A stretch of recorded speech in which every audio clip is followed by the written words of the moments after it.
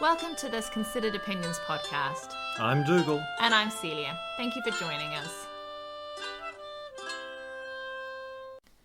It used to be that people defined themselves by their common humanity or our shared culture. That's no longer the case. We are now encouraged to define ourselves by feelings or appearances, by what we are not, by the superficial. We've got to find our tribe.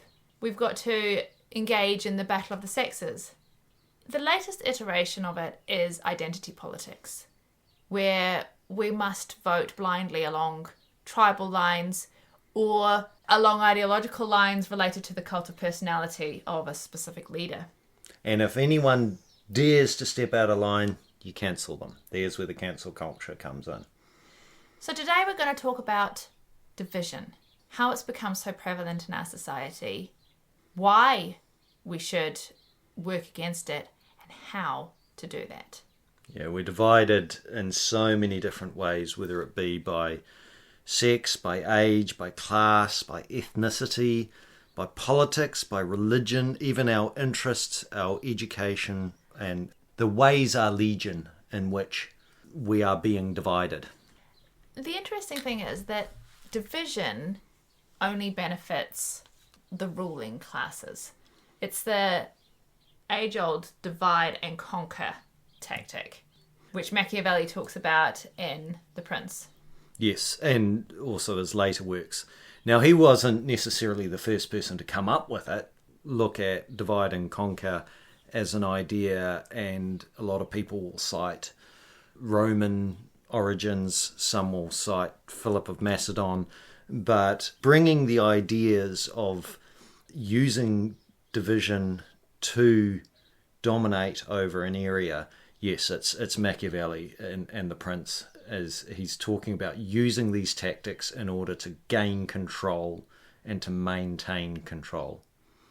It's quite a sad thing, really, because when we are divided, when we're focusing on division, yes, we are easier to control en masse, but also I think we miss out on a lot of benefits and blessings as a society, a culture, as people.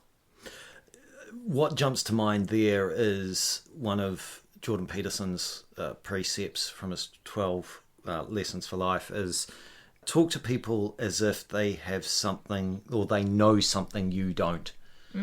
And so if you're tribal and acting as if everyone else is persona non grata because they're the wrong tribe, then you shut yourself off from growth and development. When we're divided, we also end up suffering from a sense of disconnect, which I think plays into that idea of a free-floating anxiety, people not feeling at ease, but not understanding really why. And part of that is because we've got this sense of division, and there's a huge pressure then to find your tribe. And if you don't fit in completely, or it feels like other people fit in more than you do, or even you're fearful that if you invest everything in this tribe and then they cancel you. Yes. So if the media are pushing a particular line that, let's take, for example, toxic masculinity, that, men's behaviours are destructive, then as a woman, you'll feel less safe around men. As a man, you're going to feel less trusted. And so you've driven a wedge between men and women, and both are going to feel more anxious because one's feeling less safe and one's feeling like they're being painted as the baddie or demonized. Well, I think the interesting thing about a division is it makes everything into a zero-sum game. Yes. Because there has to be a winner or a loser. They're also, instead of approaching things from a collaborative point of view, you're approaching things in a way of defending your own little patch. Yes. It brings to mind, to me, another tactic that I've seen through organizational structures where management within an organization will actually use something like competition to create division within their teams lower down. They set those teams competing against each other, and it seems like a good thing. Competition is good, right? But in actual fact, it's again a divide and conquer tactic that you're using competition in order to control your teams. You're trying to force them to put in more effort, but you're also, because they see each other as the opposition, they also get siloized, so they can't then organise or work together. Well, I think it's partly keeping them busy as well. They won't notice what you're up to if you keep them busy fighting between each other. And that's the thing that I think is very important to remember with division in our society. If we're so busy wondering whether men have got it better or women have got it better, or whether, who was the most hard done to person or ethnic group in the past, then we're not noticing all of the good stuff that's around us today. We're not thinking of all of the opportunities that we have that we can create a better future for us all. And we're also not watching what the WEFers are up to. Yes. The WEF elites. Yeah. We're not calling them the elites, we're calling them the WEFers. Now, it's sort of, there's a bit of a juxtaposition that's shown up there, is that there's division on a large social scale, which is your battle of the sexes, it's your identity politics, which political tribe are you? The example I gave within an organisation, that's divide and conquer at a sort of a low level. So we've got to be aware that it's happening at both these levels, at a societal level, but also in our day-to-day life. We're actually encouraged to be divided in our familial relationships. And that manifests in the idea that you can choose your family, and that there's that quote from the 60s. Yes, never trust anyone over 30. So you don't trust your parents, you don't trust anyone in authority, but it was very much part of the push to break down family ties. And by saying never trust anyone over 30, you're dividing people along generational lines, you're dividing them along age lines, but you're also, and this links in with another podcast that we've done about wisdom, is that it cuts you off from being able to learn from others and other older people because you are divided along age lines. Which brings us back into why would the powers that be practice division?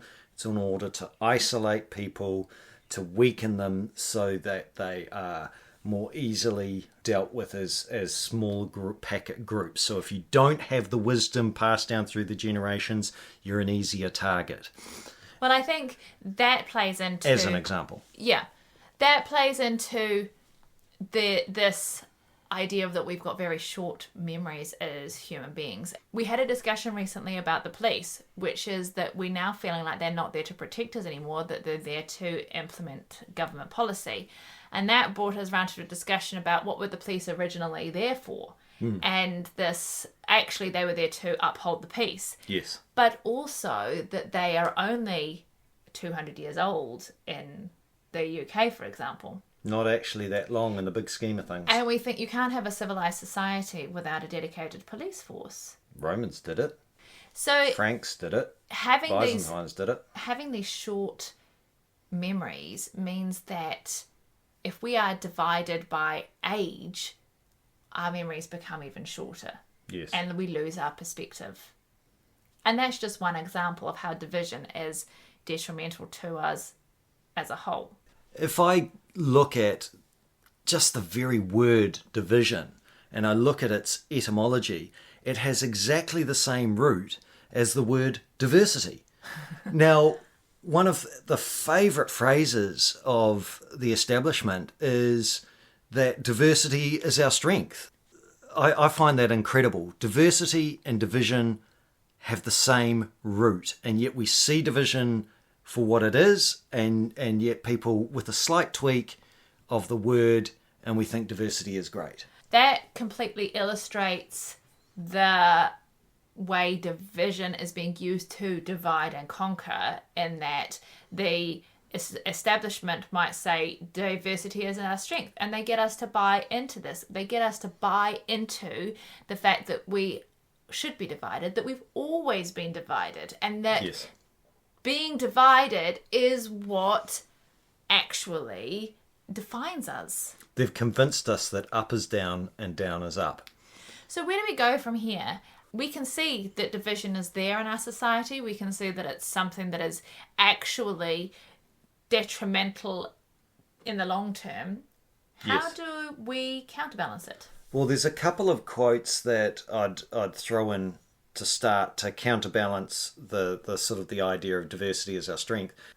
So one quote to counterbalance, the diversity dogma would be, "A house divided cannot stand." You actually want unity. And that leads me to a second quote. This one actually comes from the Great Seal of in the USA, so it's on their coinage. E pluribus unum. Out of many, one. Now that has an older history than just the USA. You can go back to Augustine, Cicero, even Pythagoras. Pythagoras has quite a good quote from his book De Officiis. "When each person loves the other as much as himself, it makes one out of many." And I think that's a good starting point. There's some good quotes to basically take the opposite stance to the divide and conquer tactic. Yeah, I think so. Something else is that we look for common ground. And Yes. the way to start that is to start listening.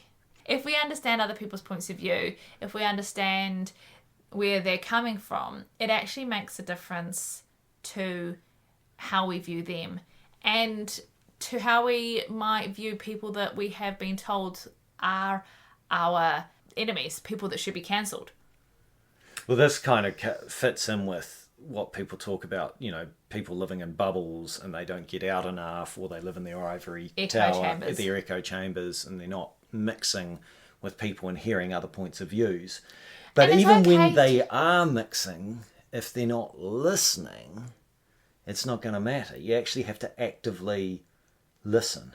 You do, but I think you also need to be able to agree to disagree. Listening and finding common ground doesn't mean that we're going to agree on every single subject and every single point, and that we're suddenly going to become unified. This was always one of my big concerns, it comes down to the ratchet effect, that if you go out and you listen to someone and you compromise and you move to meet them halfway, and then they just refuse to listen and refuse to change, and so then you attempt again and you move towards their position, and so you end up with a ratchet effect that just drags everything off the cliff crazy. But what you're saying is, no, you don't. You can listen without necessarily saying, I'm going to compromise. You can not compromise on your central core beliefs. Stick to your guns in terms of what your philosophies are, what your beliefs are that you found your life upon. You still want to be based on that rock of truth. But you've got to look for the common ground between the two of you. And focusing on those things rather than on the things that you disagree on. Yes. The other thing that is a way of counterbalancing division and starting to be able to listen to other people is the Peeps Project. Reading people's stories, other people's experiences, that will help us to focus on our common humanity, find our common ground, and really is a way of bringing us together. Yes. You're seeing what it's like to live in someone else's shoes. You're right, because you can then see that they're facing exactly the same day-to-day issues, questions, hopes, joys, successes, failures that we all feel. We all are. So the best way then is to stay reasonable.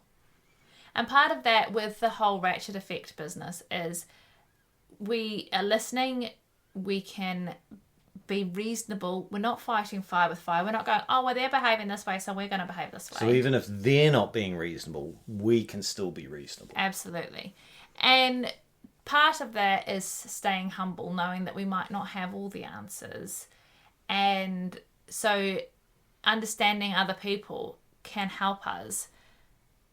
And they may come up with certain solutions that we don't, and then That we never thought of, and then the whole of our community, whether that be at the family level, the local level, or the national level, everyone benefits. And it means that we won't throw the baby out with the bathwater. Yes, because there are certain things, like you might not agree with, say, radical feminism, but that doesn't mean that you don't think that women should have the vote, or you don't think women should have... You can agree that there was a lot of good stuff which happened with first and second wave, but there's just elements that you draw the line on. I think it's things like if we are focusing on the good stuff and somebody says something and our first reaction is to go, hey, where's the common ground here? What can I get behind? What can I agree with them on? Yes. That's the first step towards building relationship and towards building Bridges with across all the divisions that we've got in society. It fits in with trying to be more like honey than vinegar. You're trying to attract the bees in.